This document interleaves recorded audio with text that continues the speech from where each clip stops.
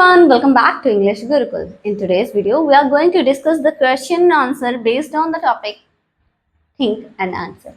Actually क्या करना है, क्वेश्चन दिए हुए हैं, इनको पहले रीड करना है, फिर उनको थिंक करना है, देन उनके आंसर देने हैं. अब क्वेश्चन करना तो है, बट ये क्वेश्चन किस चैप्टर के हैं? ऊपर लिखा हुआ है चैप्टर का नाम we are Lalitambika. We are Lalitambika class 7th English central की बुक का चैप्टर नंबर 8 है. उसके ये think and answer based question है. तो चलिए बिना देखे हुए हम क्वेश्चन को स्टार्ट करते हैं. What do you think about the most important qualities a person should possess to be successful in life? Explain your answer citing example from Lalitambika's life. Question आपसे कह रहा है, Do you think about the most important qualities a person should possess to be successful in life? बता रहे हैं कि आप क्या सोचते हो. What do you think are the most important qualities? आपके हिसाब से आपको क्या लगता है कि आपके हिसाब से सबसे अच्छी क्वालिटीज क्या होती हैं एक पर्सन के लिए अपने लाइफ में सक्सेस होने के लिए, सक्सेसफुल इन लाइफ. अगर कोई पर्सन लाइफ में सक्सेस होना चाहता है तो आपके अकॉर्डिंग कौन कौन सी क्वालिटीज उसके अंदर होनी चाहिए. आगे कह रहा है explain your answer citing examples from Lalithambika's life. Question आगे कह रहा है कि आपको अपने आंसर को एक्सप्लेन करना है. एग्जाम्पल किससे लेने हैं? ललितांबिका की लाइफ से. जो हमारी वी आर ललितांबिका हैं, इनकी लाइफ से आपको एग्जाम्पल्स लेने हैं और उनके बेसिस पे बताना है कि एक इंसान को अपनी लाइफ में सक्सेस होने के लिए किन किन चीजों की नीड होती है. So let's move to our answer. Answer है to be successful in life a person must have qualities like.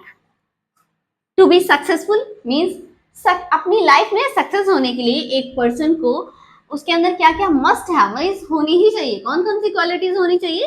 Qualities कुछ ऐसी होनी चाहिए जैसे कि डिटर्मिनेशन होनी चाहिए उसके अंदर, किसी काम को करने की दृढ़ इच्छा शक्ति, डिटर्मिनेशन होनी चाहिए.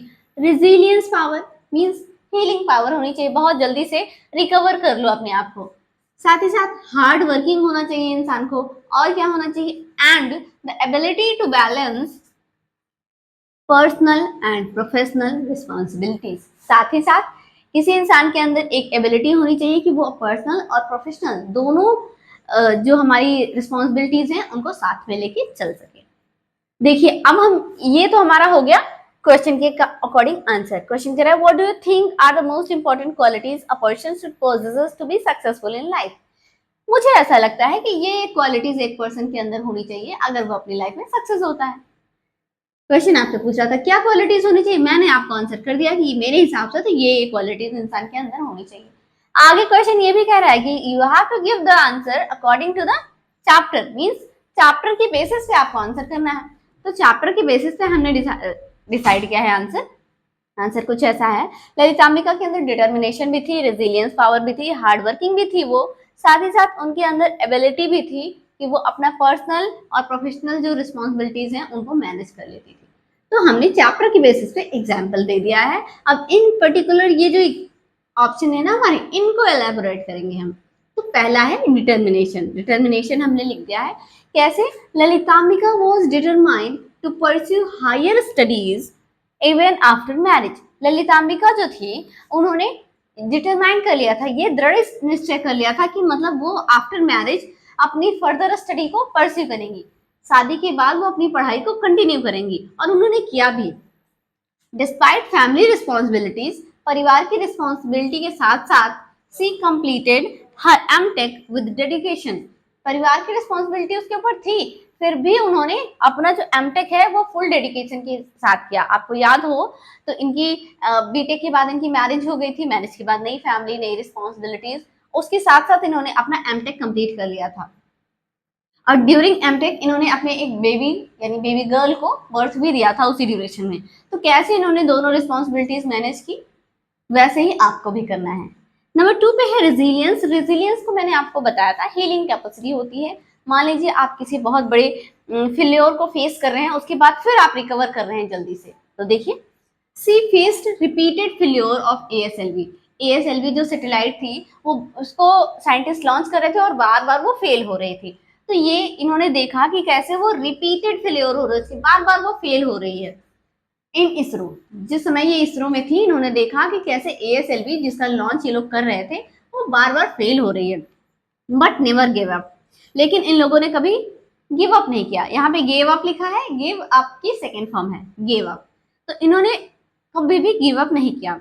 इंस्टेड, इसके बजाय इन्होंने क्या किया, सी एंड हर टीम, मतलब ललितांबिका और उनकी जो टीम थी, लर्न फ्रॉम मिस्टेक, अपनी गलतियों से इन्होंने सीखा, एंड मूव टुवर्ड्स सक्सेस, और आगे सक्सेस की तरफ इन्होंने मूव किया। नेक्स्ट है हार्ड वर्क। हार्ड वर्क, क्योंकि ललितांबिका जी बहुत हार्ड वर्किंग भी थी। She took only 41 days of leave after child birth. इन्होंने, आपको चैप्टर के दौरान पढ़ाया गया है कि she was pregnant during her MTech. MTech के दौरान ये प्रेग्नेंट थी, तो इन्होंने अपनी बेबी को, जो कि बेबी गर्ल थी, उसको जन्म दिया था। तो ड्यूरिंग हर बर्थ इन्होंने 41 डेज का लीव लिया था। जब इन्होंने 41 डेज का ही सिर्फ लीव लिया था, और उसके लिए भी वो डिपेंड किस पे थी, depending on a friend for notes. अपनी एक क्लोज फ्रेंड थी जिसके ऊपर ये डिपेंड थी कि तुम मेरे लिए नोट्स ले आना। वो शोज हर, जो कि दिखाता है उनका कमिटमेंट टू एजुकेशन। मीन्स ये काम जो उन्होंने किया कि ड्यूरिंग प्रेगनेंसी कितना टफ पीरियड होता है, उस समय इन्होंने सिर्फ 41 डेज की लीव ली। ये चीज दिखाती है कि वो अपनी एजुकेशन के लिए कितनी कमिटमेंट, उनकी ज्यादा जो कितनी कमिट थी, कितना अपने एजुकेशन के लिए कितनी डेडिकेटेड थी। तो ये चीज यहाँ से पता चलती है। अभी हमारे पास बच रहा है हमारा balancing, means ability to balance personal and professional life. उसके बाद इसका कंक्लूजन, जो कि हम नेक्स्ट स्लाइड पे देखेंगे।